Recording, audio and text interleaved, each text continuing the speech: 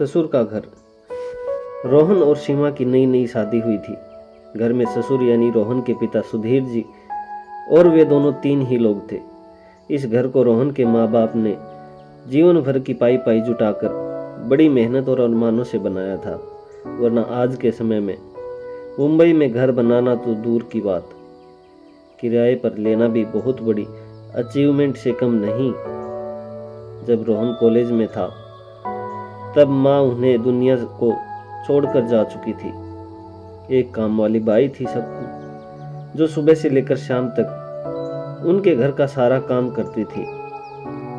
नई नई शादी हुई थी, इसलिए सक्कू बाई का दिन भर घर में रहना सीमा को अपना प्राइवेसी में बाधा लगता था। इसलिए अब सक्कू बाई सुबह खाना बनाना, कपड़े धोना और पोछा करके चली जाती थी और वापस शाम को आकर खाना बनाती थी।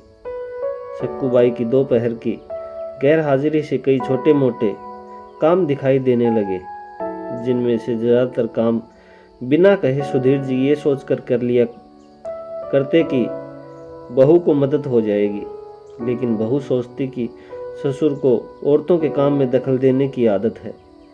एक दिन मौका देखकर सीमा ने रोहन से कहा, क्यों न हम बाबूजी को वृद्ध आश्रम में भेज दें। सिर्फ एक बार पैसा भरना पड़ेगा और उन्हें भी अपने उम्र के लोगों के साथ मिल जाएगा। हमें भी अपनी प्राइवेसी के बारे में ज़्यादा सोचना नहीं पड़ेगा। रोहन ने सीमा की बातों पर ज़्यादा ध्यान नहीं दिया। कुछ दिन ही बीते थे कि बाबूजी अपने दोस्तों के साथ एक हफ्ते के लिए टूर पर गए और इत्तेफाक से इसी दौरान सक्कू बाई भी छुट्टी पर थी। फिर क्या, सीमा को जो जैसा चाहिए था वैसा समय मिलने लगा। अब रोहन रेस्टोरेंट में खाना खा लेता और सीमा का काम ऑमलेट से, ब्रेड या मैगी से चला जाता। खाना बनाने की टेंशन नहीं थी, लेकिन घर में निकलने वाले सारे काम तो अभी भी करने ही थे। ससुर जी की गैर हाजिरी में सीमा को एहसास हुआ कि वह बिना कहे ही जो काम कर लिया करते थे उनमें कितना फ़र्क पड़ता था। छोटे मोटे लगने वाले यह काम भी काफ़ी समय और एनर्जी वाले थे। कुछ दिन बीतने के बाद एक दिन रोहन सीमा को कहता है, चलो आज कहीं बाहर घूम कर आते हैं। सीमा बड़ी खुशी खुशी सज धज कर बाहर घूमने के लिए तैयार हो जाती है। रोहन सीमा को अपने घर से 4 किलोमीटर दूर एक चौल में लेकर जाता है। एक आदमी रोहन के हाथों में एक चाबी देता है। रोहन उस चाबी को लेकर चौल का एक कमरे का दरवाजा खोलते ही 2 रूम वाले उस छोटे घर के अंधेरे से भरे घर के अंदर रोहन सीमा को लेकर जाता है और कहता है, कैसा लगा तुम्हें हमारा नया घर। रोहन कहता है, हम अगले महीने से इसी मकान को भाड़े से लेकर रहेंगे अलग और अपनी प्राइवेसी का मजा लेंगे। अभी मेरी आमदनी के हिसाब से हम इसी को अफोर्ड कर सकते हैं। रोहन का यह व्यवहार सीमा के समझ में नहीं आया। वह चौंकते हुए कहती है, हमारे पास इतना बड़ा घर तो है, फिर क्यों हम भाड़े से रहेंगे। रोहन उसे टोकते हुए कहता है, सोच समझकर बोला करो, वह घर हमारा नहीं, वह माँ बाबूजी का है। तुम्हारे पास 1 महीना है सोचने के लिए, तुम्हें आगे क्या कहना है। दोनों वहाँ से वापस अपने घर लौट आते हैं। पूरे रास्ते सीमा के दिमाग में तरह तरह के विचार चल रहे थे। घर पहुँचते ही उसने रोहन से कहा, माना कि यह घर माँ बाबूजी का है, लेकिन क्या हमारा इस पर कोई हक नहीं। रोहन ने कहा, बिल्कुल है, लेकिन माँ बाबूजी के बाद जब तक वह है तब तक तो नहीं। अगर तुम्हें हक समझ में आता है तो तुम्हें जिम्मेदारियां भी समझ में आती होंगी।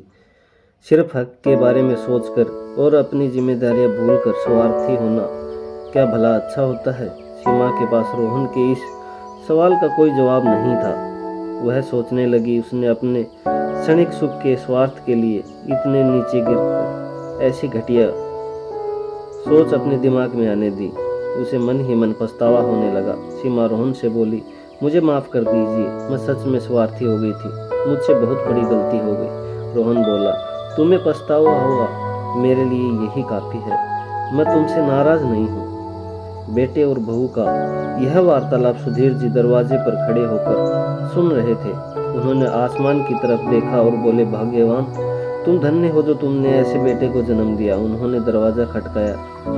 बहू ने दरवाज़ा खोला तो उनके हाथों में पकड़ी थैली से गरम गरम समोसों की सुगंध आने लगी। ससुर ने अपनी बहू से कहा, वो कोने वाले हलवाई के पास से लाया हूँ, तुम्हें बहुत पसंद है ना। सीमा को अपने ससुर के प्रति विचार और ससुर के प्रति प्यार, उन दोनों का फर्क समझ में आते ही उसकी आंखों में पश्चाताप के आंसू और चेहरे पर अपने परिवार के प्यार के कारण मुस्कान आ गई। दोस्तों, इंसानी दिमाग में दिन भर में जो हजारों विचार आते हैं, कुछ अच्छे कुछ बुरे, लेकिन किसी भी विचार को शब्दों में परिवर्तन करने से पहले उनको समझना बहुत ज़रूरी है। अक्सर विचार और वास्तविकता एक दूसरे से मेल नहीं खाते। हमारे बुजुर्ग जो हमें बोझ लगते हैं, जिनसे हम बात बात पर चिढ़ जाते हैं, और ऐसा इसलिए होता है क्योंकि हम स्वार्थी होकर सोचते हैं और हम उन्हें योगदान को समझते नहीं पाते। वह हमारे जीवन में बहुत अहम किरदार निभाते हैं।